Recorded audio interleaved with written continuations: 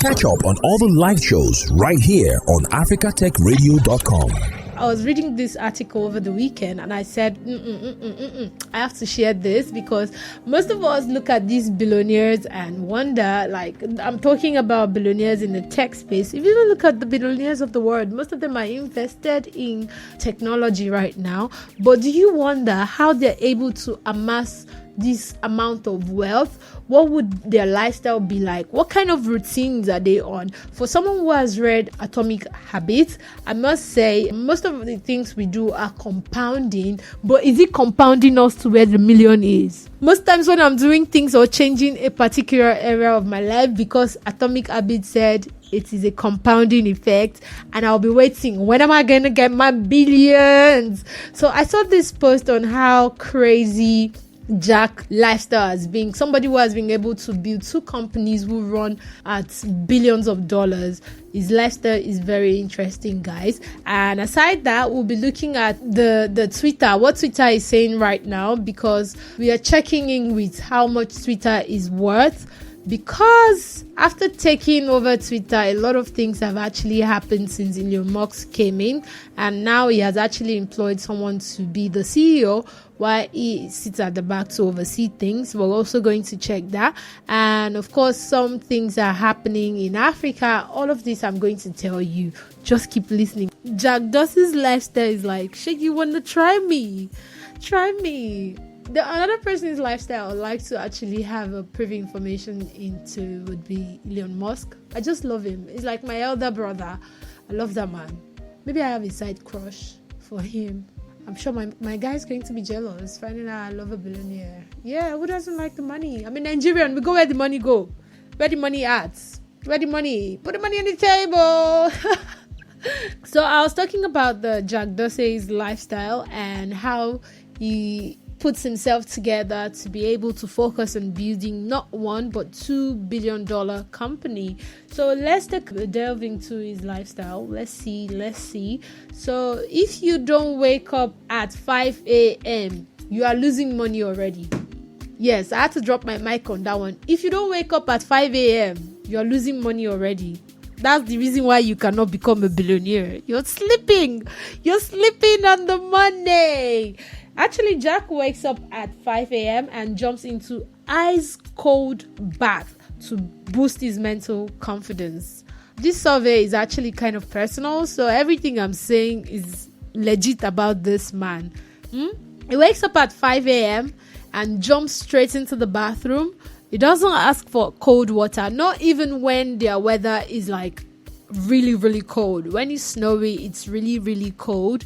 And they also have a time where the weather is like minus, like something degree down. Small rain, you will hear weather for 2.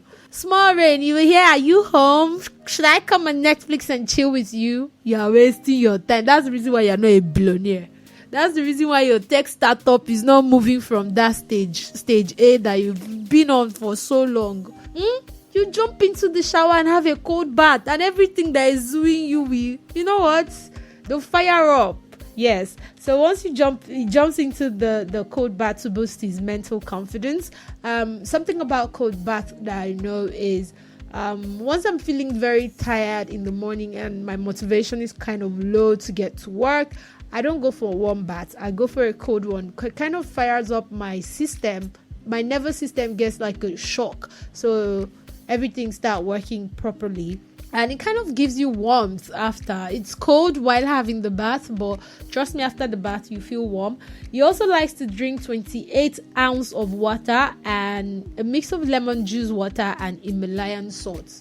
I know say this Oibo is big for some people in Nigeria and some other part of Africans. So there are different type of salts, guys. There are assorted salts, just like you have assorted meats. Yes. So Himalayan salt is quite sharp. Yes, but it's not different from your normal salt. You can use your normal salt if you want to try this kind of lifestyle. Squeeze some lemon juice into your water and drink a lot of water. There was a time, I think it was 2 months ago, I went into water diet, guys, and I kid you not, one of the benefits I got was my skin was shining. My skin was lush. It was fresh. I'm saying this because I gave myself the compliment, and a lot of other people validated the fact that, Bookii, you just relax, you're fresh. What's really going on? Is there new something in your life? Da da da da da. And I'm like, no, I'm just drinking water, minding my business. Speaking of minding your business, if you drink a lot of water, you will mind your business, because you and your bathroom will become best friends. Yes. And you'll be able to think. If you go into the bathroom, don't go with your phone, just go with yourself. So while you're sitting down there taking a leak or standing to take a leak, you definitely have some ruminating thoughts, and that's going to be quite personal for you and yourself and your whatever business that got you there. So he also tried, to run the multiple companies. He tries segmenting his days, which is actually a great way for structuring his week. For example, he has like Tuesday set aside to attend to some things that he does, Monday to attend to this company, Wednesday to attend to this set of people in the company, Thursday to attend to maybe another part of his company. So he just segments his days. For most of us would kind of just jam pack our days together. Oh, I'm going to work. Which side of the work do you want to deal with? You don't even know. You just when I get to work, I'll deal with whatever is on the table. No. For leaders, I know people who really lead a company. They schedule their days based on maybe today they want to have management meeting. Tomorrow they want to talk to the workers. Next tomorrow they want to go into the finance sector to see what their finance is like and what needs to be paid off, what needs to be cleared from the books, and checking with what's coming in. And some other time they just want to see how work is flowing. And some other time they want to go back end, see what the engineers are doing, see what the people who are packaging the products are doing. So I know leaders, because I've worked closely with some, they usually do that. And if you've done PA work, you definitely know what I mean. So you have to be in the business of doing all these things, knowing what day is for what day. This is how CEOs, this is how they roll. So they have other days where they take a lot of calls, and others where he has free time for learning and thinking. One thing I know about thought leaders and people who are like major leaders in their company, not just by named the CEO or founder or something, like you really want to lead your company to somewhere, someplace, and to some amount that you really want to see. You definitely have to have days planned out, and having calls is also something you have to schedule. If not, everybody would have access to you, and that can be mind-boggling and troubling and kind of disorientating also, because when you speak to everybody at the same time, you kind of have like your schedule just jumping left, right, and center. You really would not have a good focus. If you want to have a good focus, you should focus on the people who can call you on Monday. Like me now, on Monday, the only calls I'm allowed to have is money calls. If you are not talking about money, don't call me. My Saturday and Sunday is open calls, guys. If you want to call me and talk about let's party, let's jump this, let's jump that, good. But from Monday to Friday, I'm having office call, money calls, business calls, any calls that just involve shmoney. Call me. I'm sure you guys are tired of me today, guys. So moving on to what Jack works at a standing desk and has a near infrared bulb light shining on him. So why he uses this is so he can get his body moving while he's actively working and energized throughout the day. He doesn't want to slack, guys. So he stands. All his energy and muscles and everything has to know that they're in work mode. We are not playing. We are working until after work before we can sit down. Billionaires don't sit down, no. Okay. Jack goes for a 5-mile walk to his office, which takes him about 1 hour, 15 minutes. For those of you that like to jump Uber, that like to jump buses and make sure that they drop you in front of your office, that's why you're not a billionaire. Think about it. This man walks 1 hour, 5 minutes to his workplace. I think for working, I'm going to give you an example. I think I'm a billionaire. It's just that I don't have the active cash in my account. I don't have it yet. But I practice this small lifestyle. When I walk, I have that personal time with myself. Either I'm listening to a podcast, either I'm listening to an audiobook, or I just take a silent walk. While walking, I'm planning my day. I'm literally planning my day. I'm going to okay, when I come to the office, I want to have this type of conversation. This is the angle I want my conversation to go to.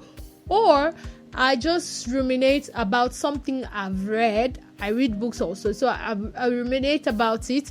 Like maybe they said a particular sentence and it struck a chord inside of me. I'm mostly reading self-help books rather.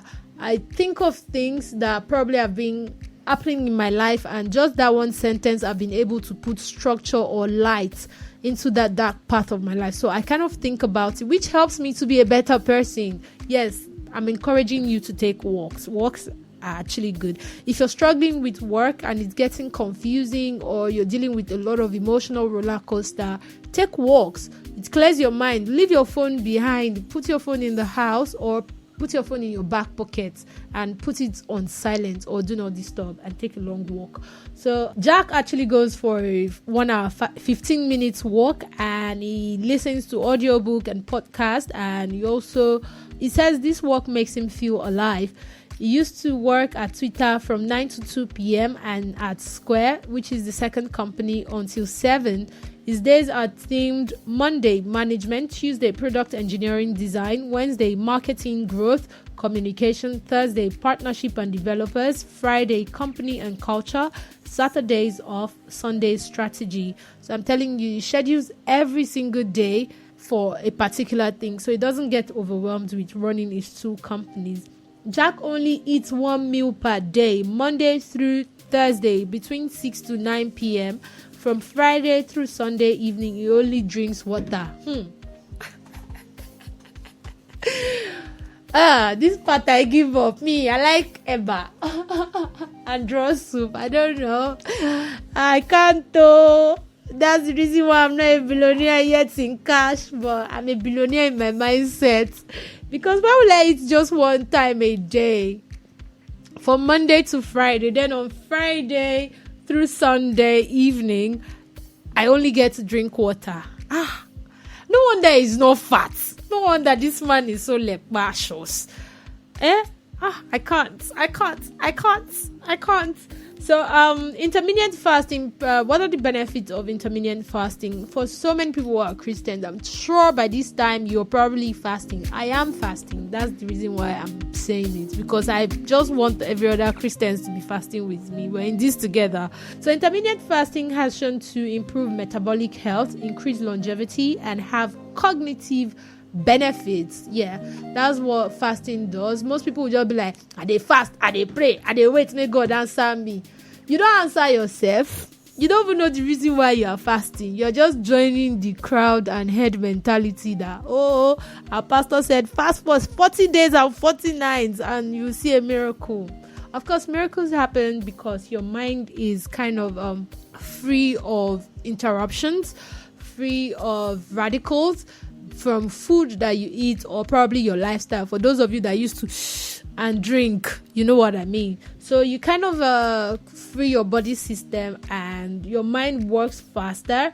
Your metabolism actually works faster. For constipation, those of you who you're always bloated, big stomach, you see Jack's stomach is pelebe, is very flat. That man is my spec, full spec. So he fasts for Friday to Sunday, and he drinks only water. I think I can practice that one, but you see that eating 1 time a day is not me and him. I will go down by maybe 200 million just so I will not meet up with the billion. But I'm still a billionaire. Come on. So after dinner, he does a 7 minutes workout at 3 times. That's making 21 minutes. He does 7 minutes workout 3 times. And this is actually good, and it helps him optimize his overall health. Yes, that's what he said. So he also does hydrotherapy routine. First, he sits in the sauna. Most of you don't know sauna. Sauna is a place where you get the heat, like just coming into your body directly, And most of you, if you go for spa dates and everything, you should know this. If you take good care of yourself, you should know sauna. But we don't really do sauna over here in Nigeria, because the sun alone is our sauna. The sun alone. Sauna. Okay, sorry, sauna. The sun. This that is shining. At 9 o'clock this morning, the sun was so hot. So if I now finish having my bath, I now go and sit down in another hotness. I beg. And this sauna is going to be at 220 degree. Then after doing that, he has to jump into another one with ice bath for 3 minutes. The ice is going to be at 37 degree. Then he repeats this 3 times also. And the picture has what the sauna looks like, but I'm just going to talk about research on sauna. It's actually shows to improve your heart and mental health and help you live longer. I mean, when you're seated alone with the heat, of course, your mental health, what would you be thinking about? This thing they burn, no. What's also burning inside my body? What's making me feel uncomfortable? What am I not comfortable with? What do I need to resolve? What do I need to sort out? You think clearer. I'm not encouraging that you go and sit on that sun because you want to have good mental health though. If you have a space in your house, you can create a sauna. Call people to put in heaters that the temperature can get really high, which is really good. Some of you, your bathroom, the only thing inside there is just shower and your toilet seat. So I don't know how to help you. This is the reason why you're not a billionaire. I feel like I'm throwing shots at people, even myself. As an African person or man or woman, I'm just thinking of the routine, the lifestyle that Jack is practicing. This is just a sneak peek into his life. This is not his entire life that we have on the table discussing this beautiful afternoon. It's just part of his lifestyle that we have knowledge of. Another thing I forgot to mention is how he went into 10 days meditation where he didn't talk to nobody. It was just quiet, a silent meditation. And aside the 10 days, what he usually do is every day he goes 2 hours into his meditation. 2 straight hours meditating. See, as someone who meditates, I've been down for some weeks now, more than a month. I struggle with 5 minutes. Before, I think I got to a point I was doing like 10-15 minutes, but right now I'm telling you, I struggle with a 5 minutes meditation because the woo in my head is so loud. So sitting down to do a 2 hours meditation is really long, and the kind of lifestyle he practices, in case you don't know, this man built Twitter and he also has Quest also running. He's actively on Twitter. He's actively jumping from one tech meeting to another and all of that great stuff. He's a billionaire. He's not the top 10. He's not among the top 10 billionaires in the world, but he runs some billion-dollar businesses. That's his lifestyle. You, on the other hand, would be like, why is this information? Why is it related to me? No, I'm just telling you, you have to build a lifestyle that enables you to get to the financial status you want for yourself or for the status you want for your career. And of course, we had a career coach earlier on the show. We're going to put on the conversation on our website, so in case you didn't meet up with the conversation, it's going to be up on www.africatechradio.com. check cruise control, and of course you can get the episode on how to network and navigate your tech career. It was quite insightful, guys. So in case you cannot practice what Jack Dorsey is able to do, because it's tough, it works for him, might not work for me. I'm not going to push myself to that extent, but it's good to push myself to see if I can try it. I think I'll try a 2-day retreat where I don't talk to nobody. I feel like I usually do this, but I'm just definitely going to try it. No social media, no technology, no people, no person, just me and my thoughts. 2 days, 48 hours. I'm going to try it. Yeah. So moving on to what's popping and what's happening. Do you know that WhatsApp is actually giving you the opportunity to share your screen with other people and some other new tools they're building? So what's this WhatsApp screen sharing feature about?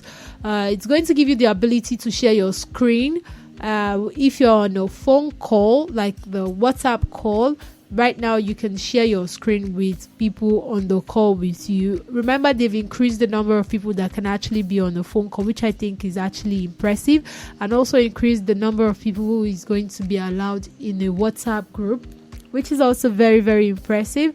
So for people who run WhatsApp businesses, you now can actually have as much of your clientele or your customer be on a group chat, and everybody gets to know what you're offering or selling or what's up and what's new in your business feature. So WhatsApp is actually giving us opportunity to share screen.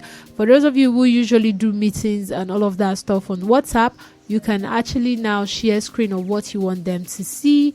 And screenshot also show that the function records the parts where the call is being shared, meaning that users can confirm and start sharing information of their screen on video calls. There's more. WhatsApp is also adding a feature called usernames, which could soon change how we talk to each other on WhatsApp. Users can find each other using their usernames instead of just phone numbers. Let me tell you one thing about this WhatsApp feature. So for the longest time, for some months now, you guys know about the WhatsApp status feature that allows for voice notes. Usually people just put up pictures or videos. Now you can put up voice notes. I used to see it, but because I didn't update my WhatsApp, I didn't want to. I was tired of updating applications on my phones, and considering that I'm running on low storage space, so I decided I'm not going to update any of the social apps I have on my phone. I'm just going to leave them, except it's quite important to me, then I will update. They kept sending me notification. Then they said 14 days, the WhatsApp I'm using is going to expire. I did not answer them. Bookii, I no get on that time. Then they told me 7 days. I'm like, these people are serious. So, and I started noticing my WhatsApp would be hanging, or it would just shut down. And I don't want to lose some important files, because there's some information that I usually retreat back to. So I'm like, are you guys serious? You really want to expire my WhatsApp? Or you're just, just testing to see if I will? I mean, where's my rights here? It's my choice to not want the new features, right? But they told me, no, it's not your choice. We'll expire everything. Then my WhatsApp crashed like 2 times. And I said, it's like being in Nigeria sometimes. It's not it though. Let me just update. Then I updated and I saw this new feature. And I'm like, let me just go crazy with the new feature. And I started uploading voice notes. I started talking. Normally I talk for a living. And people on my WhatsApp were tired of me. And I said, if you're tired, go and question Mark, right? Mark Zuckerberg, go and question him. And of course, I've been enjoying that new feature. That's the bottom line of the story. So new features are on now. You can get username. I'm gonna be Bookilicious. Bookii with the sauce, the books. I don't know, what would your username be if you're to change your name? I know usually there are people on my contact list who are using some usernames already, but rather than just looking for people with their phone numbers, you can actually now start looking for people on your WhatsApp contact list with their usernames, which I think is actually amazing, because that's the same thing you do on Instagram, that's the same thing you do on Facebook, that's the same thing you do on Twitter, I think on YouTube also. So it's kind of great that we can start looking for people with their usernames. Another thing is users will soon be able to use a cool status archive feature that lets businesses save their status updates for 24 hours and then share them again later. So I think they're just utilizing the same features they use for Instagram and using it on WhatsApp, because Instagram now, they remind you that you've actually had some good memories from your Instagram story, and they would tell you, do you want to remix this? Do you want to re-upload it? So I think it's actually cool, because sometimes I post my WhatsApp status and I really want to post it again. So I really like this feature. I think I do. This new feature would actually be of benefit to both personnel and businesses. So let's keep our finger crossed with what update is coming next from Facebook. Meanwhile, what's happening in Ghana? Ghana, my brothers in Ghana. Chale, what's up now? Kilon shele, gong. So remember last week I went through the series of conversation on cybersecurity, and right now, since cyber attacks are getting worse and worse, it's getting worse. The pressure from cyber attackers is getting worse. And of course, more African countries are looking for ways to protect their online hackers and scammers. Ghana has decided to take the leap into protecting their financial institution from the dangers of financial hackers, or security hackers, cyber hackers. Yes, the Bank of Ghana has announced the launch of the Financial Industry Command Security Operations Center, a project that aims to create a safe cyber environment to the country's financial sector. The Bank of Ghana started this project in 2019, and they plan on regulating financial institutions and, of course, to protect them from threats of the information they withhold, and improve industry-wide situational awareness and make it easier. They make it easier to respond to incidents. And before the project started, that's the Financial Industry Command Security Operations Center project. The Bank of Ghana had passed the Cyber and Information Security Directive, which required banks and other controlled financial institutions to implement information security management system controls. The other was implemented in 2018 over 36 months, and the Bank of Ghana monitored and supervised it well to ensure the digital financial industry was safer. So Ghana's financial sector wants to reduce their cyber risk, protect operating resilience, and promote a safe digital environment for financial services by setting up the Financial Industry Command Security Operations Center. That's what, and they are working on improving their cybersecurity measures. I feel like not just for banks, everywhere, everybody should.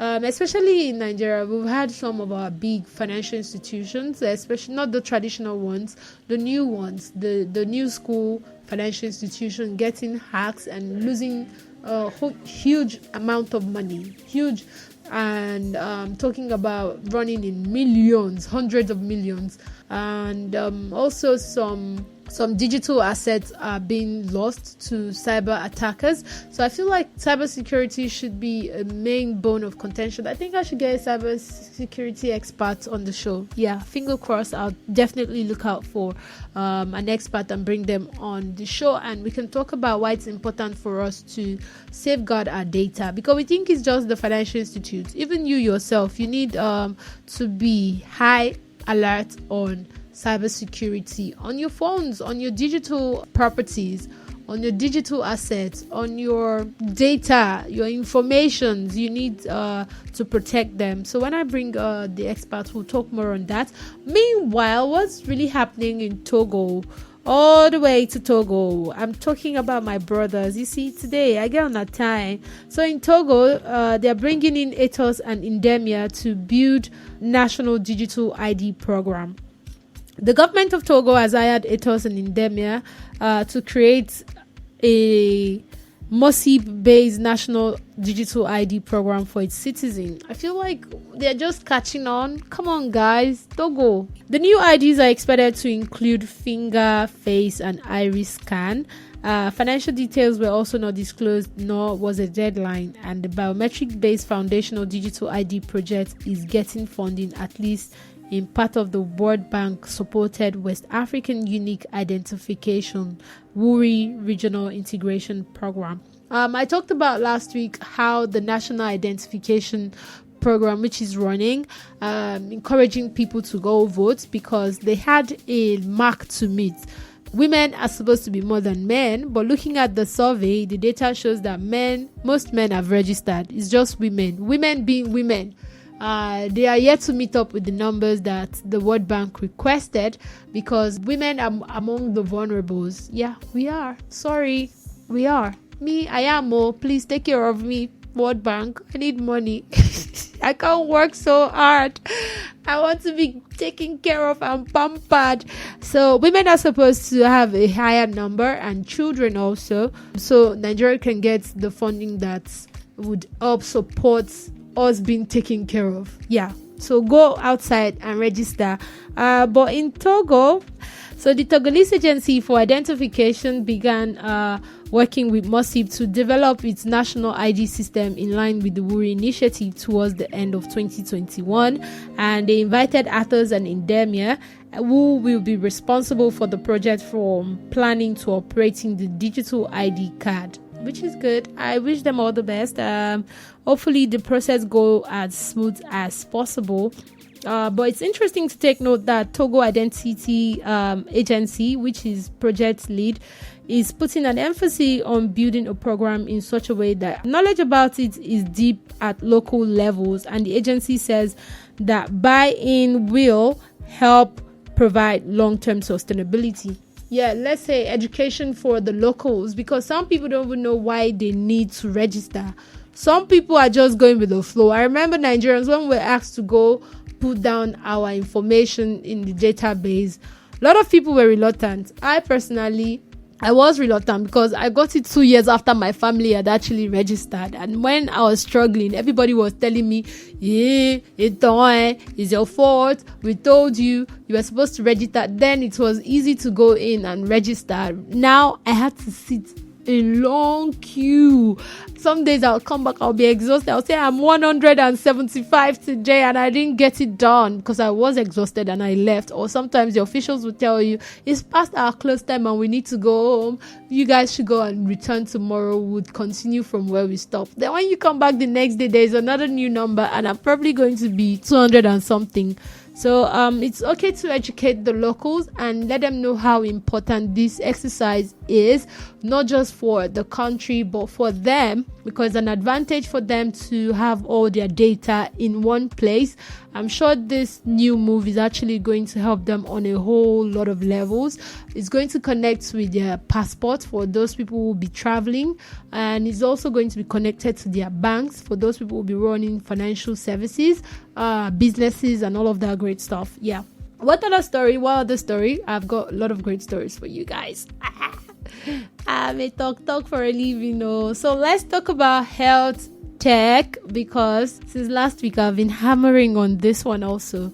So looking at what's happening in Africa, I talked about how artificial intelligence is actually going to be introduced in African hospitals. They've been doing some research and seeing how artificial intelligence could help in the surgery room, operation rooms. And it's great to find out that artificial intelligence could help us, even though last week the G7 leaders had to sit down to discuss about the ethics of artificial intelligence and put some ethical laws around it. So people who are creating this artificial intelligence software, because they create and go, and artificial intelligence creates on their own. So it's not just about creating it, it's about how the operation is going to run and putting a limit to what they can do, because humans are scared that this is going to go out of hand. So right now that's still in place. They're doing their meetings, they're going to let us know. When you look at Africa, you will see that health is actually something that is not so buoyant. Yes, I'm going to use the word buoyant, because a lot of people complain about their health facilities around them. It's not good enough. It's not close. It cannot help them or give them a guarantee to sure health, meaning that there is either low numbers of workers, like doctors are unavailable.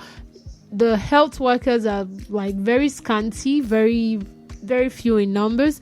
And also the facilities are probably not working. But right now, Nigeria, which has the most people in Africa, needs 363,000 doctors to cover everyone's health care. That's what the survey is saying. But there are only 24,000 registered doctors in Nigeria. Meanwhile, we need 363,000 doctors. That means we have shortage of, I'm doing my math in my head, guys. We have shortage of 349,000. I'm good at maths, guys. No, 339,000 doctors yet to register. But thank God, the teaching hospitals have amazing talent coming through. So we're still encouraging them to not drop out of their study or take the jackpot option. Please, I encourage you, if you're listening to this, encourage those people you know are working in the health sector. Let them register and, of course, put themselves out there so they can help people in Nigeria and across the African continent. So while looking at this survey, digitizing healthcare has become one thing in Nigeria. I speak for Nigeria right now. It's been going on for so long, but it became really prevalent around almost 5 years past, because post-COVID, everything just went digital. They've been digitizing healthcare since like 1960s all over the world, but we're just catching on and utilizing these tools proper. But aside that, people are complaining that it's kind of expensive, but it's kind of straightforward, but it can only be used to schedule and bill patients. But that was what they were using it for in the past.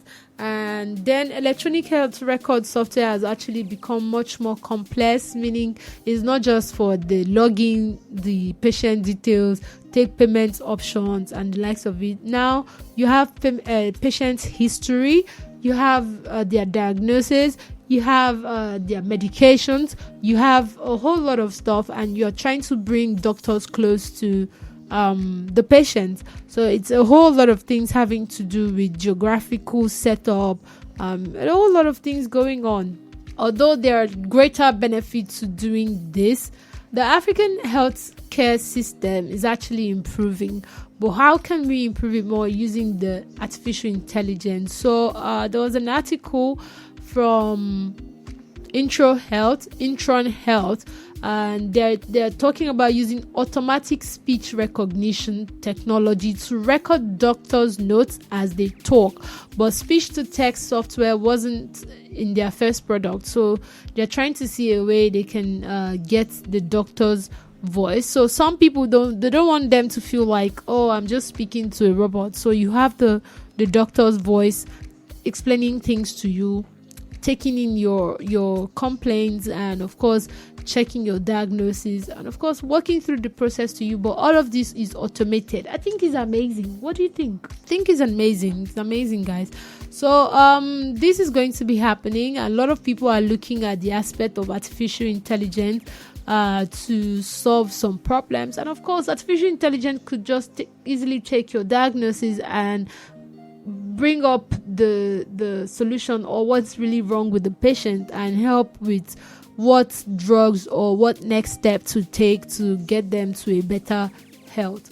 I think this is actually really great. This is really great, because when doctors in Africa see too many patients, they kind of complain that they're either tired or that they can't type fast. That's for those utilizing the electronic way or the digital way for seeing their patient, that they can't type fast enough for digital medical record systems to be worth it.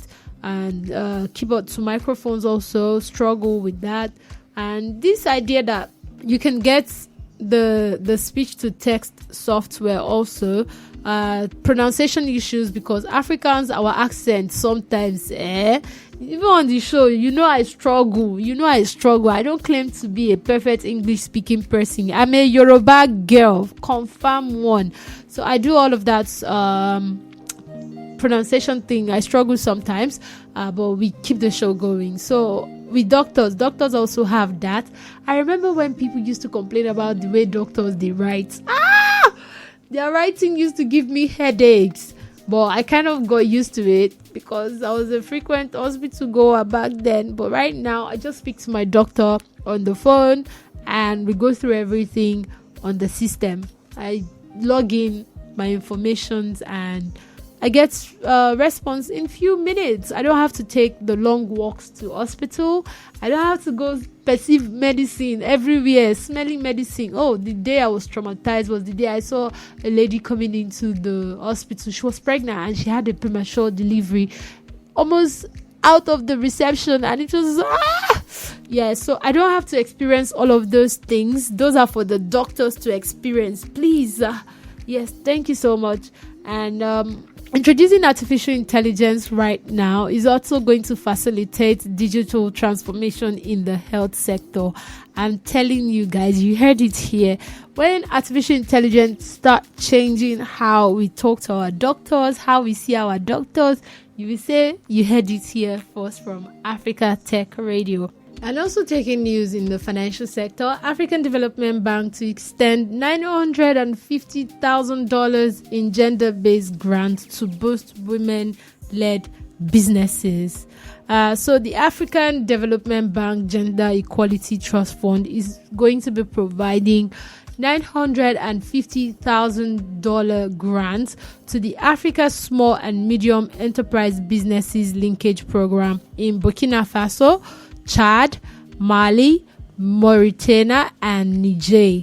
The grant is actually going to supplement for an earlier $3.9 million financing grant from the Bank Transition Support Facility, and is expected to bolster 1,400 women-led enterprises and contribute to the region's economic resilience and social cohesion. So this has been going. The Gender Equality Trust Fund has been on for some time. It's just going to help with scaling of the bank's affirmative finance action for women in Africa.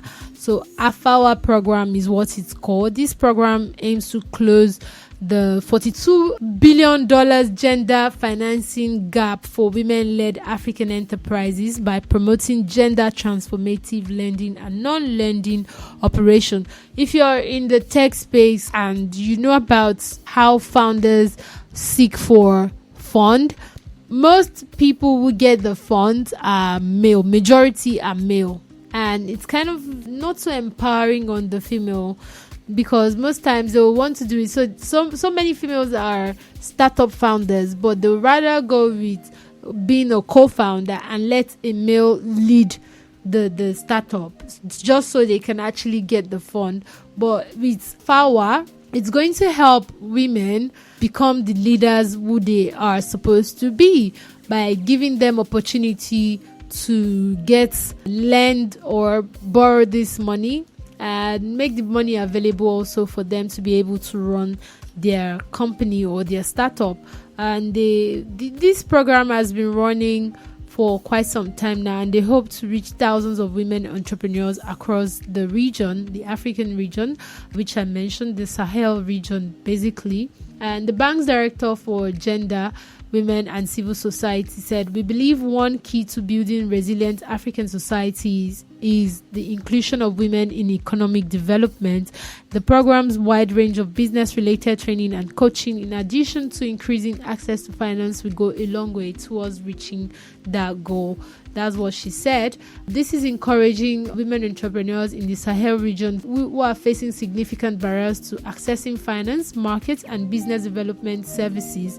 So the Africa Small and Medium Enterprise Business Linkage Program will provide women entrepreneurs with the tools and resources they need to overcome this barrier and grow their business. Like I said, this is actually a good move, because I want women to be empowered, women to be leaders with their bold chest, lead a company and lead billion-dollar companies. That's what I want to see. I want to have people on this show who are like billion-dollar builders, and they are females. You know how empowering it is to speak to a very powerful woman. Just sitting down across a very powerful woman kind of is my motivation. I like it, because it shows me that whatever I'm doing, I should go higher and I should not limit myself based on my gender. So these grants being an opportunity to empower women, both people who have small and medium enterprises or businesses that they run, is actually a good way. I like it. A massive, I want to clap for them. Yes, to the African Bank Development. Thank you for making this move. Thank you so much. I talked about how Rwanda is making available one laptop to one teacher These are targets that they've been making for quite some time now. So the Rwanda Basic Education Board has set aside a 2025 goal as the deadline for its ambitious effort to provide every teacher with a laptop.